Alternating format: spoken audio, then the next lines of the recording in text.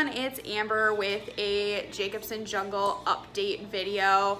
It's a random Friday night, and I was looking at my channel and noticed that the last time I shot an update was 3 months ago, and I watched a little bit of it and realized, wow, has changed in those 3 months, and so I thought it would be a fun thing to just quickly kind of shoot at random and update on what I have going on with my fish tanks now.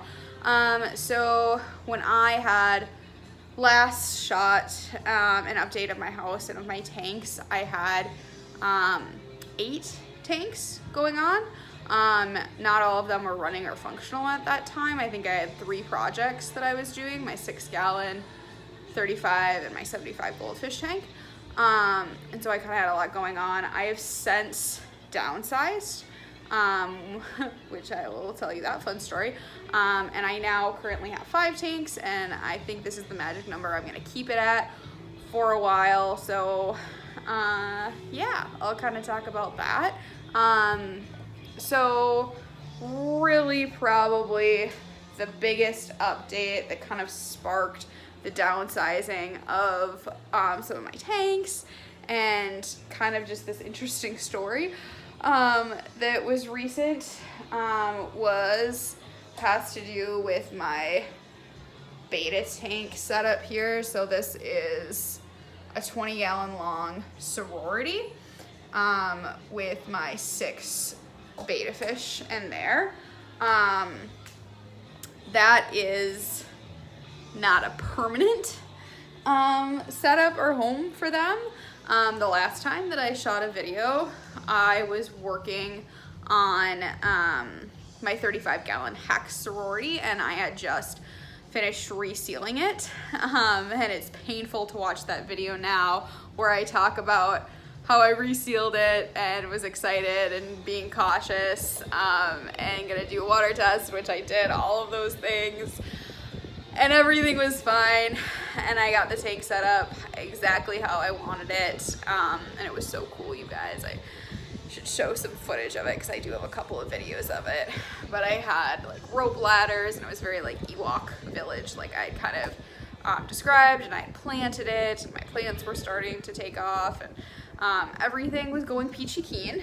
And then about 2 weeks ago, about two and a half weeks ago, it leaked on me in the middle of the night, despite having resealed it. But I mean, it was a hex tank. I probably should have known better. I hear they're notorious for leaking. So that happened. So it leaked on me. So that was a really interesting Wednesday morning that I got woken up by my husband at like 7 a.m. to tell me that the tank was leaking and half of it was on my kitchen floor, which is upstairs from where I'm at right now. And it leaked actually through my ceiling. You might not be able to see very well, but I have some water damage over here, kind of. Wow, I'm struggling. There we go. There's some water damage there. Is kind of the 2 spots it came through on my ceiling. So yeah, that was about probably like 10 or 15 gallons leaked before I got to it and stopped it, and I siphoned all the water out. The remaining water that was in the tank, and we mopped up the floors, and like actually we got lucky. It was pretty minimal damage, and we just are gonna have someone come out and like touch that spot up. It, you know, really didn't do any permanent damage, we don't think. So yeah, because we were able to get fans. We mopped the floor up within an hour, and we're able to get like fans and a dehumidifier. And so, yeah, I think that we got really lucky and that the damage was pretty minimal. I also was able to save all of my fish and even the snails that I had in that tank. It was a crazy couple of hours before work that morning. But I think everything was best case scenario. And then I happened to have this 20-gallon long because I had used it previously to quarantine some of my goldfish, and so I threw that together like while I was eating lunch. I took a break to eat lunch, and I threw that together and put my beta fish in there, and so that actually all worked out pretty good. And I had a sponge filter in that tank too, so I was able to even before I was able to set up the temporary home for them, I put them in like a 5-gallon pail with water from the aquarium and threw the sponge filter in, and so that all worked out really good.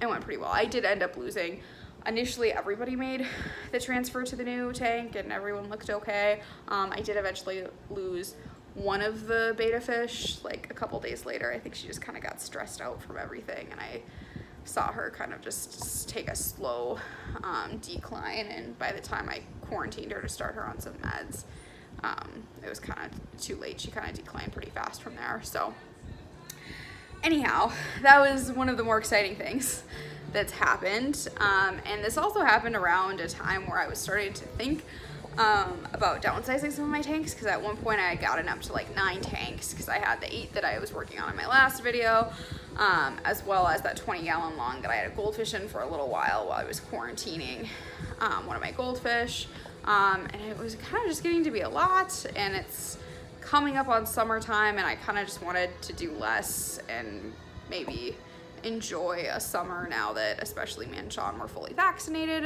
for COVID. And so we're kind of getting to the point where like it's nice outside and we can spend time outside and we feel a little safer in relation to COVID. And so I kind of wanted to just do a little less. So I trashed my I shouldn't say I trashed my 35-gallon. I gave up on my 35-gallon and I ended up just giving it away for free on one of my fish groups. Someone came and picked it up and is gonna like use it for a hermit crab for his daughter. So yay, I'm glad it got a second life, and hopefully someone makes good use of it. But I just did not. I was too heartbroken. I did not want to mess with that tank at all. I just wanted it to be gone from my life. And so I got rid of that tank, and then I ended up actually emptying out the other 2 tanks that I had on my second level, like in the same day. I just kind of decided like, oh, you get scared from a leak and from the water damage, and I just decided I didn't want any tanks on the second level of my house. And the other 2 was a 6-gallon and an empty 10-gallon, and not empty, it had water in it, but there were no fish in it. And so I just decided, you know what, let's get rid of a couple more of my nano tanks. Let's not have any on my second floor right now until like my heart recovers. And so I ended up emptying and getting rid of the 6-gallon that I was working on in my last video, and the 10-gallon that I had my beta Norman in, who actually died pretty shortly after I probably shot my last video. He was sick and not doing well. He was recovering from fin rot, and when I shot my last video, which he started making some progress and getting better, and then he kind of took a rapid decline. I think I messed up. Cautionary tale to any beta owners. Initially, one of the treatments I started with him was it was Pimafix and Melafix, and I had done that for like 2 days, I think, before I was looking on one of my fish groups online and realized someone had mentioned like, oh, don't use that for beta fish because it's not good for their labyrinth organ. And so I stopped using it, but I think it was too late in terms of like as he got sicker, it seemed like he was having breathing problems. And I did a bunch of water changes and tried to like recover from using that medication, which has like oil and it has tea tree oils and things, and so apparently that oil like is bad for that organ, and that's whatever causes the issues for them. And so I tried to like correct it and change the water, and I used a different medication. I used like a Fit and Body Cure, but gosh, that stuff is just potent. I swear, no matter how many times I change the water, because you can't change it super often or a ton of water either, because I don't want to mess with things. I could still kind of smell that like oil in there, so I knew it was still in the water. And anyhow, that's my cautionary tale. Don't use anything with fix in it for any of your labyrinth organ breathing fish. So that's my cautionary tale. R.I.P. Norman. But he had a good life. He lived a pretty standard, I believe, beta life. I had him for like 1.5 or 2 years. And I know beta's lifespan can be like up to 5 years, but he was an adult when I bought him from like a PetSmart or something, so I don't know exactly how old he was when I bought him, and he was sick when I bought him. I bought him with bloat, and I was able to get him to recover from bloat. And so I don't know, I think he had a longer life than he would have, and so I'm just accepting of that. But so anyhow, that's what happened with him, and I got rid of, like I said, 35 hex because that leaked, and then my other 2 nano tanks that I had upstairs I just threw in the towel on. And I'm selling those tanks. I still haven't sold my 10-gallon column tank. I did find a home for my 6-gallon cube, which was kind of cool because there's someone local here actually in my area in Minnesota, which is wild. That's a fish YouTuber that I watch some of his videos, and he had reached out to me on my posting on Marketplace, and so that was kind of cool because I gave him that tank, and he like came over and saw my fish tanks, and that was cool and stressful at the same time for someone that knows more of what they're doing than I am to look at my tanks. But anyhow, that was kind of a fun surprise. So yeah, so that is what's going on with my 3 tanks that I downsized. Now to like move on to more exciting updates of what I actually have like going on and what I'm working on, and some of my, I do have one of my 3 projects kept and finished that I'll show you guys. That's kind of exciting. My goldfish tank did end up going well. Ooh, that's like a sneak peek over there. I do have one other project that I just started, so I'll talk about that in a minute here. But quick update, so my 90-gallon is still going strong. Nothing has really changed, I think, in my 90-gallon other than I added I added a sponge filter, I think, since last time. So I had a sponge filter. I'm trying to incorporate some sponge filters in more of my tanks. I see so many people with more experience than me using sponge filters, and so I'm kind of trying to get comfortable with them and utilize them a little bit more. So I added a sponge filter here. I also added, I was having some problem with my nitrates. So I also added a Flugel Aqua Clear hob, like a 110 Aqua Clear. It was one of the things that the guy, the fish tuber that knows many more things than me had said. He's like, whoa, it's a lot of filtration on that tank. And indeed, it is a lot of filtration on this tank, which I see a lot of people in the hobby really like to overfilter their tanks. I don't know why. It's a thing I see a lot of my pages do, is just insane filtration. So I might eventually cut back on the filtration. I might take off that hob and put it onto my goldfish tank, since they're kind of little ammonia creatures. We'll see. The only thing is, it did solve my nitrate problem. My nitrates are back in reasonable ranges, because I really only like to do maintenance on each tank once a week, weekly. I'm just not someone who is really all about like wanting to clean their tanks twice a week or every other day or any of that. I don't own discus for that purpose. They're gorgeous fish, but I'm just not at a point where I want to be that committed to my tanks. So I don't know, it's staying here for now. I do worry a little bit like that the overfiltration might not be super great for the plants, because this is all live plants. But I'm kind of planning to just wait and see. I'm gonna double my ferts. I usually fertilize once a week, and so I'm gonna double down on my ferts just to see if that kind of helps. I haven't really seen too much of a negative impact on them so far. Like, everything's hanging on pretty decently.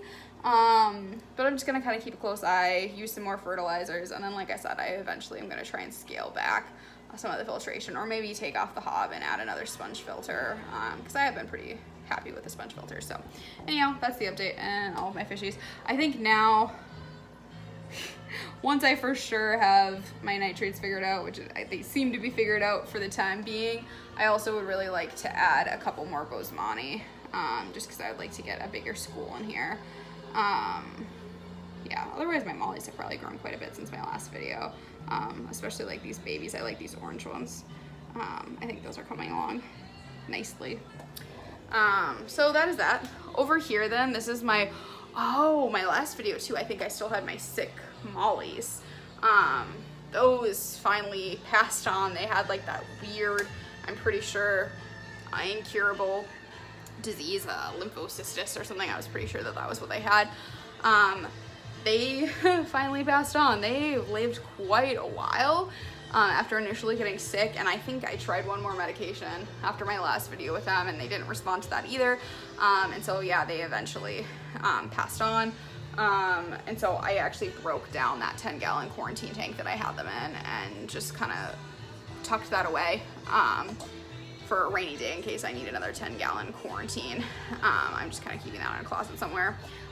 So I just have my current one hospital / quarantine tank that's active right now, and I actually am quarantine fishing it, so that's fun. Right now I have 5 harlequins in here. Harlequin rasboras, you can kind of see one little guy right there. I am super excited about these fish. I was gonna put guppies in with my beta sorority, and I changed my mind and now I'm gonna use these harlequins. I read some more information and looked up some more things, watched some more videos about beta sororities, and some people had not great experiences with mixing guppies with betas because they're kind of a flashy fish similar to the betas. But I kind of unanimously across the board have only heard good things about people using Harlequin rasboras as dither fish, and they kind of intrigued me and I thought they were cool looking fish, and so I decided, hey, let's try this and go with that. And also I kind of enjoy having fish that are called harlequins. As a big superhero nerd and junkie, and Harley Quinn is like one of my favorite comic characters, especially for as far as DC goes. She's probably one of my favorites. So just an added bonus, but they look like really cool fish too. So they've been quarantining for I think about 3 weeks now. So I'm gonna wait. I'll tell you my story shortly here about my beta sorority, but I'm gonna wait until I get that like taken care of and established and my betas are fine before I add my harlequins. So, and I'm gonna do more than 5. I'm gonna do a school. Actually, probably now that I'll tell you more about that. I am going bigger than I thought I was gonna with that sorority. I'll probably do a school of like 10 or 20, maybe even harlequin. So I think that's gonna be super cool. I'm very excited. 44 gallon, not a lot new here either. I had a couple of panda cories in here, I think the last time I shot, and I did end up losing both of them over time, which was sad, but such is life. I don't know, I think my pH here is pretty high. My water is really hard, and from the Minnesota like groups that I'm in for fish groups, it sure seems like high pH and hard water is kind of across the board for a lot of fish keepers if you don't have an RO system, and I don't have an RO system. And cories, it would appear to me that cory cats are a little sensitive to higher pHs, and so I don't know if that's what happened or if it was a freak accident. I'm not really sure, but all of my other fish have been thriving in this 44 gallon, and this tank's done really well, so I'm not sure. I also have more cherry barbs in here though. Last time I was quarantining some cherry barbs, which I ended up getting some more, and so I have 6 right now in there. So I'll add about 4 more cherry barbs eventually after I'm done quarantining the harlequins and I have that project taken care of. I'll get like 4 more cherry barbs and get a school of 10 cherry barbs going in my 44. And then I think since I lost my panda cories, I don't think I'm gonna do pandas in there again or cory cats in there again. I'm kind of unsure what I might do something for a bottom. I'm thinking maybe about just like doing 1 clown pleco and then some snails for my bottom feeders. I've thought about loaches. I'm still thinking about it, so we'll see what I end up doing. Who knows? In another 3 months when I do an update, I'll have a totally different off the wall idea, because sometimes that happens. All right, guys, so this one I'm excited about. My 1 out of 3 projects that has so far, I'm afraid to even talk about it because it's panned out so far and I don't want anything to go wrong with it. Like some of my other projects did, but my 75 gallon goldfish, this was empty the last time that I shot a video, and I was just starting to like collect the materials and assemble and put together this goldfish tank, which is a Super Mario theme, and it is done. I have 4 goldfish in here. I've got 2 pearl scales and a randa and a ranchu, which the ranchu is probably hard to see because he's the smallest and he's also black, so he kind of blends in with my black sand. You can kind of see him. I love my goldfish. Goldfish are so much fun. They're all fancy goldfish, and so they're clumsy and they're funny, and I think they have great personalities. So they have been super fun, and I'm pretty happy with how this tank turned out.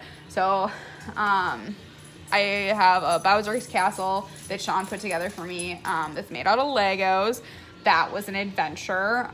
Legos float, and so I had to put that on a baseboard and then suction cup the baseboard to the glass bottom, and then I ended up filling it with river rock too. It was quite the chore to get that to not float.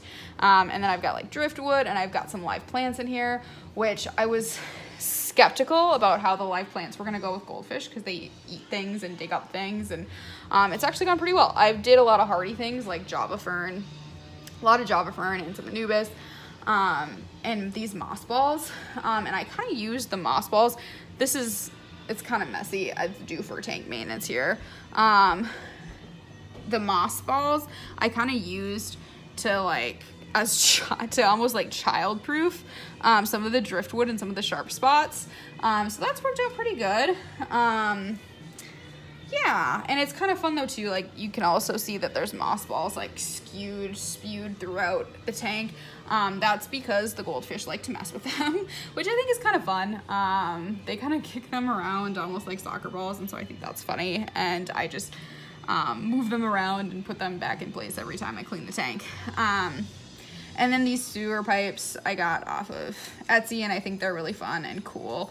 And then I have some plants in there too. I have this is, what is this? I can't pronounce that. It's like an Albernacky red, I don't know. It's a red plant. This is supposed to be a red plant, and it's actually not very red.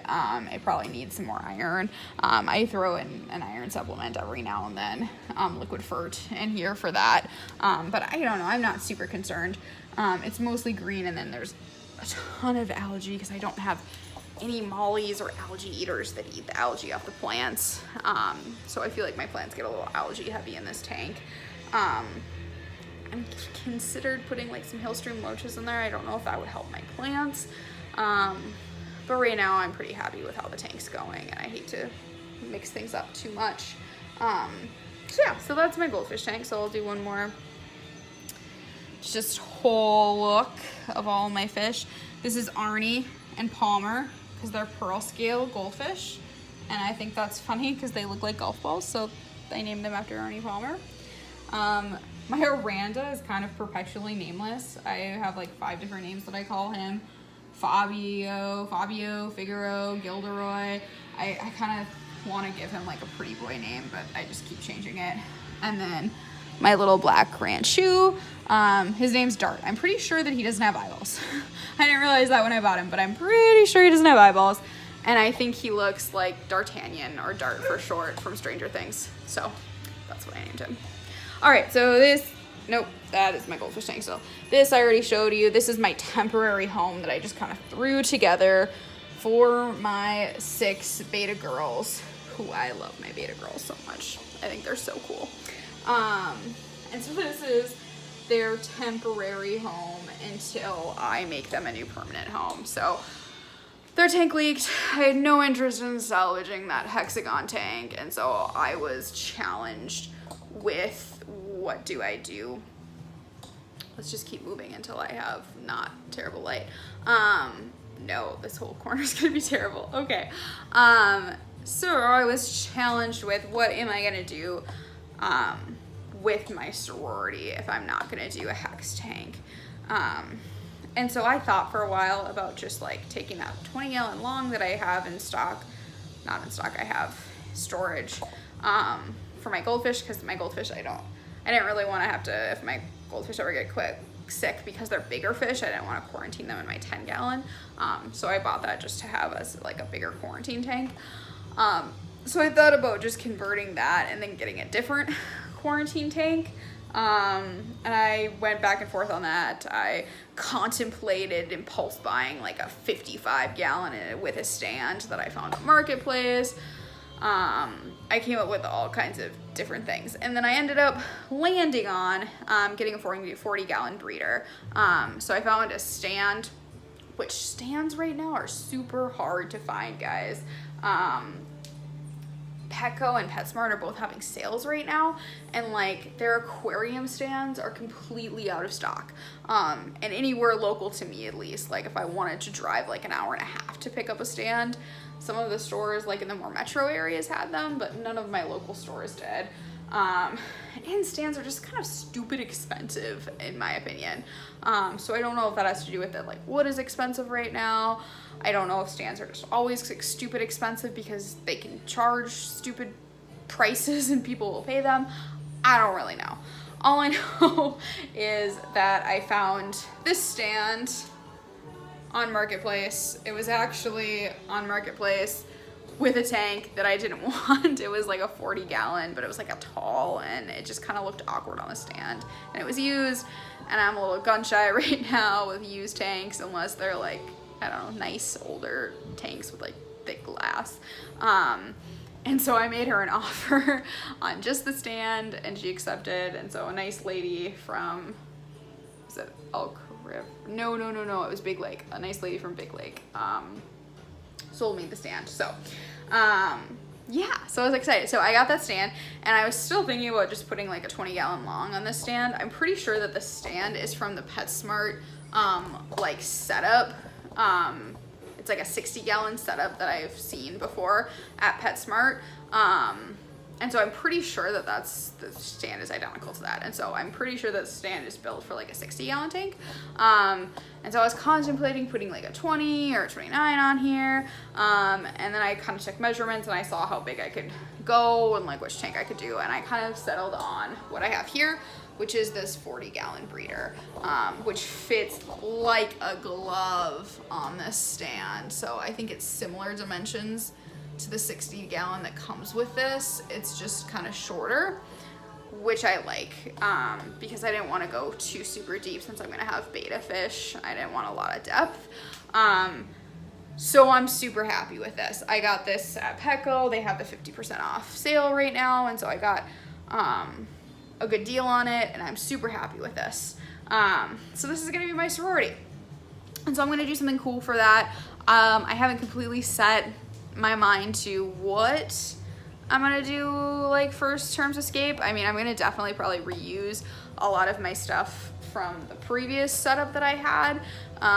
So yeah, I'll use my driftwood and my coconut huts and some of those, and some of the plants that I salvaged, which was like all of them, just about.